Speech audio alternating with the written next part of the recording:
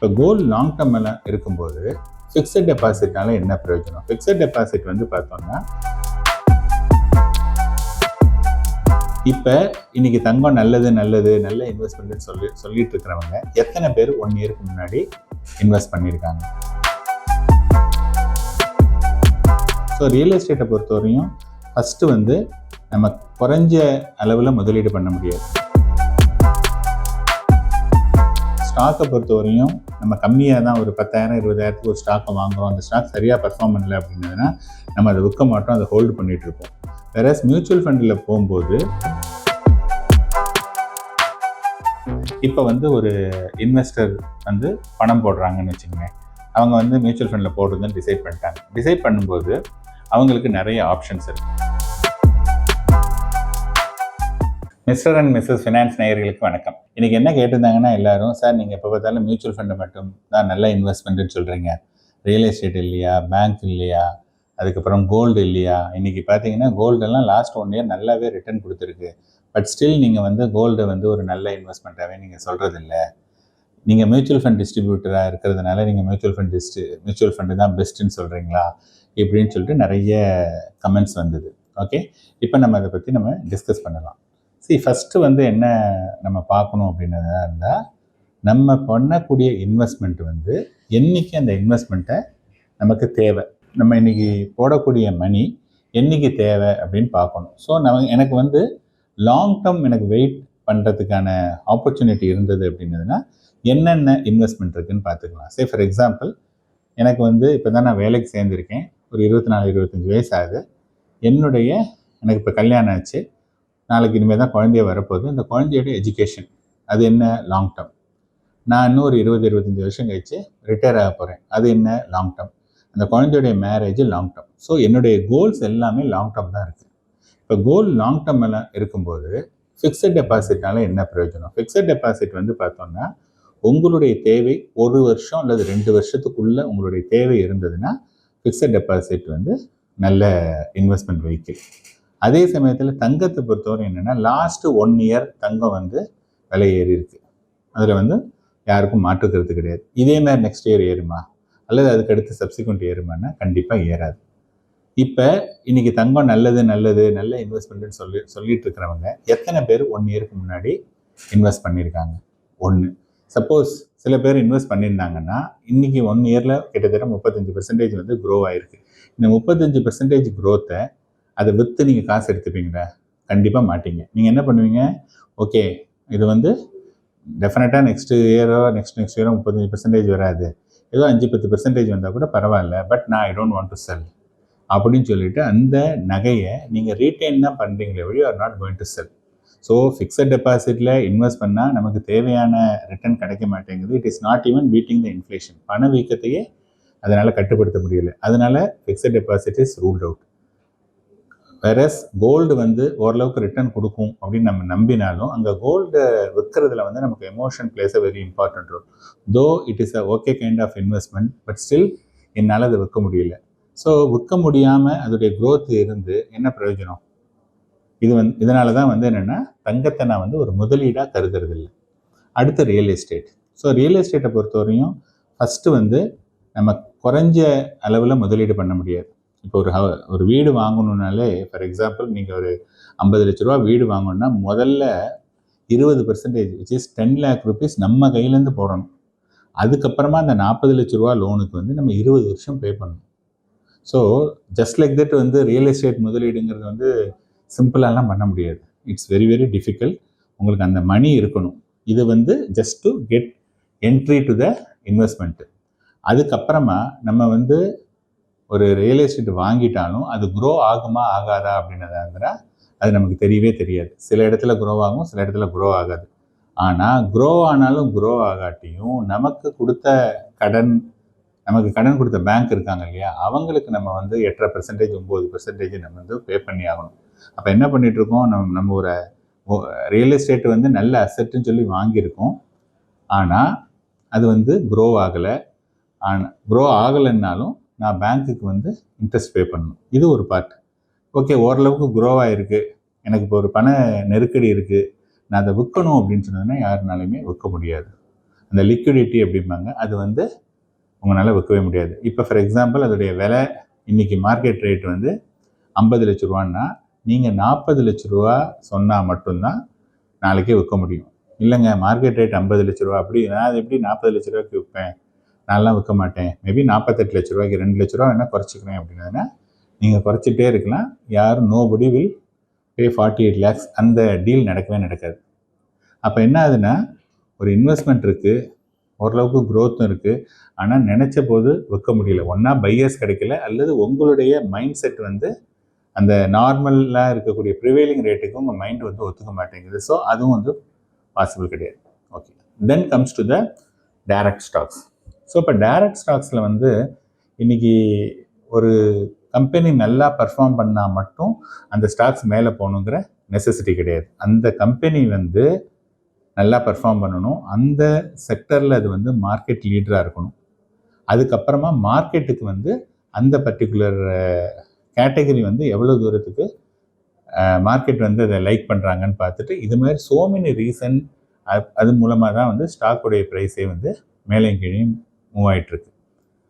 So நீங்கள் வந்து ஒவ்வொருத்தரும் வெவ்வேறு வேலையில் இருப்போம். வேலையில் இருக்கும்போது நமக்கு இன்றைக்கி காலையில் வேலைக்கு போனோன்னா நிறைய பேர்கிட்ட கேட்குறேன், சார் நான் 8 o'clock 9 o'clock or maybe 10 o'clock நான் ஆஃபீஸ்க்கு போகிற இன் டைம் மட்டும்தான் எனக்கு தெரியும்.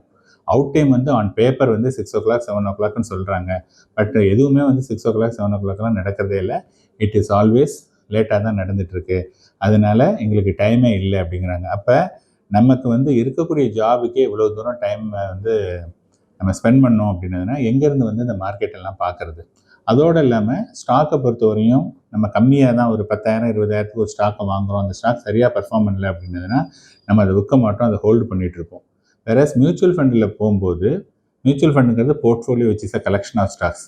அது மாதிரி பண்ணும்போது பார்த்திங்கன்னா எஃபெக்டிவாக இருக்குது. அண்ட் மியூச்சுவல் ஃபண்டில் வந்து ஈவன் மினிமம் நீங்கள் வந்து ஒரு 500 ரூபா கூட எஸ்ஐபி போடலாம். ஒன் டைமாக இருந்ததுன்னா ஒரு 5,000 rupees கூட போடலாம். ஈவன் 5,000 rupeesல கூட ஒரு 40-50 கம்பெனியில் உங்களால் இன்வெஸ்ட் பண்ண முடியும். அண்டு நம்ம டே இன் அண்ட் டே அவுட் அதை பார்த்துக்க வேண்டாம். நமக்கு வந்து ஒரு ஃபண்ட் மேனேஜர்னு ஒருத்தங்க இருக்காங்க. அவங்க வந்து தே ஆர் மெயின்டைனிங் எல்லாத்தையும் ப்ராப்பராக பார்த்துட்டு இருக்கிறதுனால நமக்கு அதை பற்றிய கவலையே கிடையாது. நம்ம மட்டும் நம்ம வேலையை பார்த்துட்ருக்கலாம்.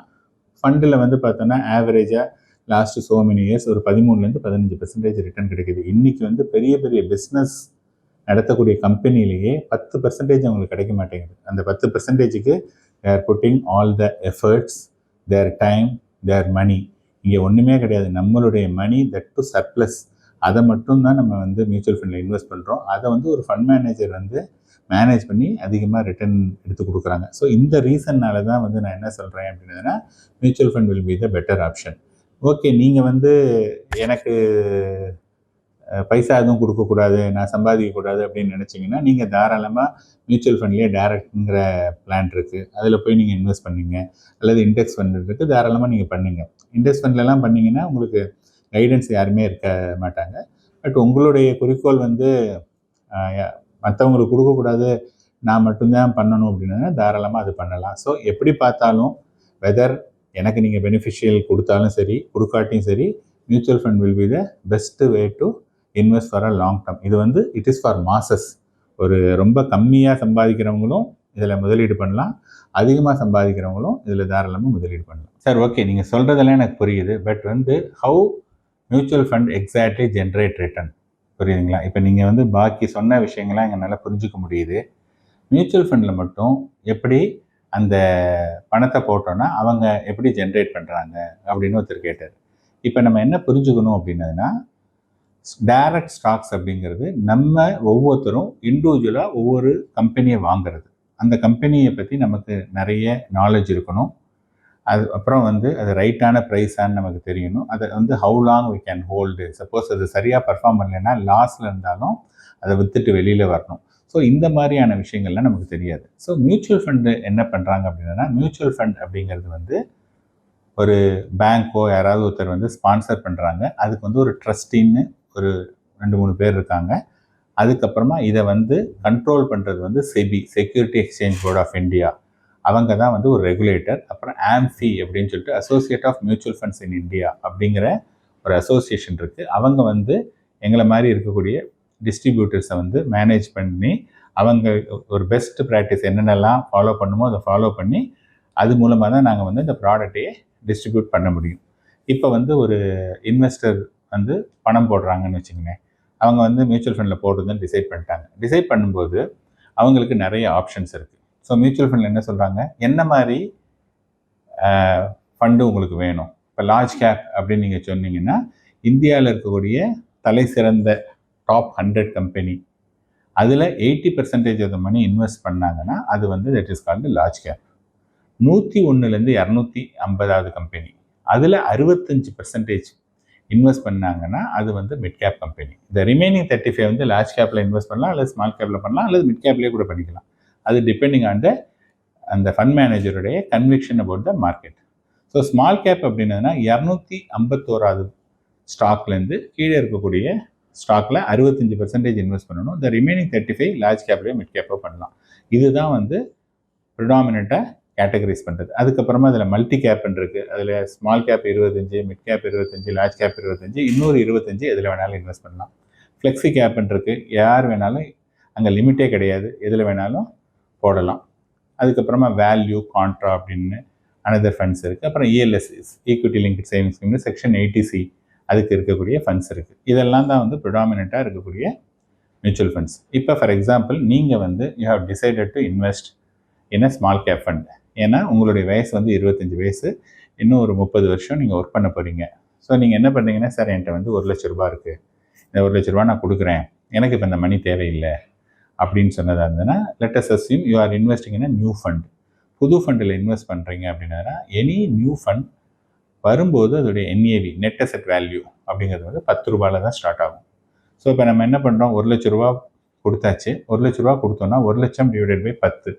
ஸோ நமக்கு வந்து பார்த்திங்கன்னா 10,000 யூனிட் வந்து நம்ம பேரில் அலோகேட் பண்ணிடுறாங்க. ஓகேயா? இப்போ வந்து என்ன ஆச்சு அப்படின்னதுன்னா, நீங்கள் 1 லட்சம் போட்டிருக்கீங்க, இன்னொருத்தர் 5 லட்சம் போட்டிருக்காரு, ஒருத்தர் 10 லட்ச ரூபா போட்டிருக்காரு, ஒருத்தர் 1 கோடி போட்டிருக்காரு, ஒருத்தர் 5,000 போட்டிருக்காரு. ஸோ இந்த மாதிரி எல்லா மணியும் கலெக்ட் பண்ணுறாங்க. கலெக்ட் பண்ணும்போது அந்த மியூச்சுவல் ஃபண்டில் வந்து 100 கோடி ரூபாய் கலெக்ட் பண்ணியிருக்காங்க.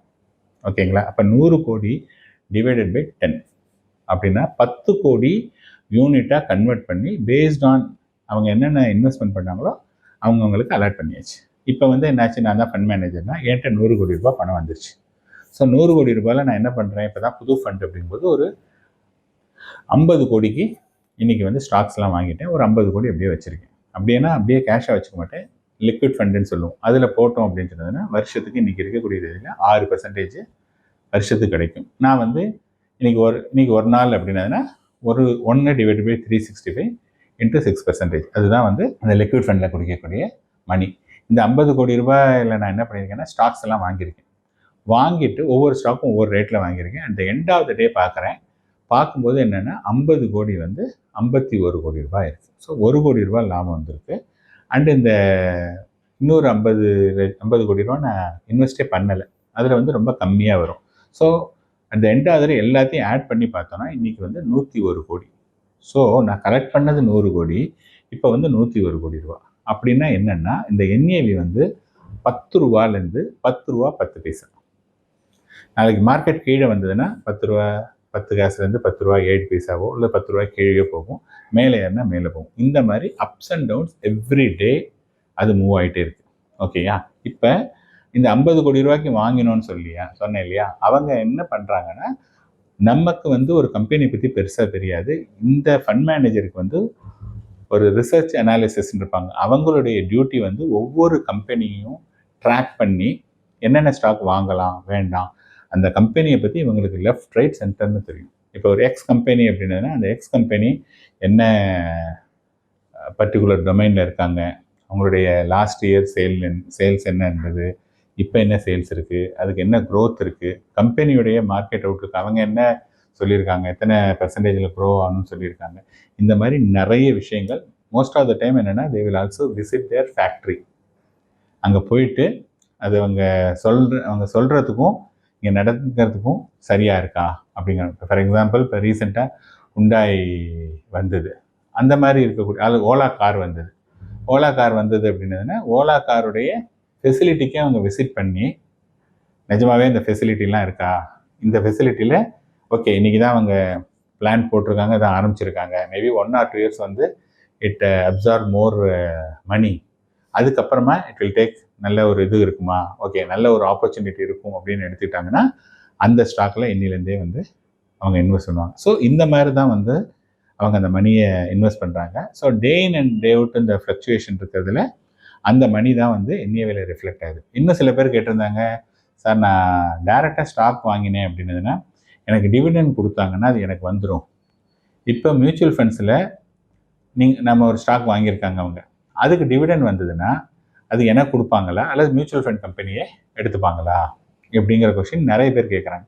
ஸோ இங்கே வந்து என்னென்னா மியூச்சுவல் ஃபண்ட் நம்ம முன்னாடி சொன்ன மாதிரி இட்ஸ் அ பூல்டு அக்கௌண்ட். இப்போ நீங்கள் ஒரு பத்மநாபன்கிற ஒரு இண்டிவிஜுவல் ஒரு ஸ்டாக் வாங்கினா என்ன பெனிஃபிட் இருக்குமோ இங்கே Padmanabhan is replace by the அந்த ஃபண்டு. அங்கே வந்து பத்மநாபன்கிறது ஒரு ஆள், இந்த ஃபண்டுங்கிறது சோ மெனி இண்டிவிஜுவலுடைய கான்ட்ரிபியூஷன். ஸோ எவ்வளவு ஸ்டாக் வாங்கியிருக்கோமோ அதுக்கான என்ன டிவிடெண்ட் கொடுக்குறாங்களோ அந்த மணி அந்த பூல் அக்கௌண்ட்டில் தான் வந்து விழுந்துடும்.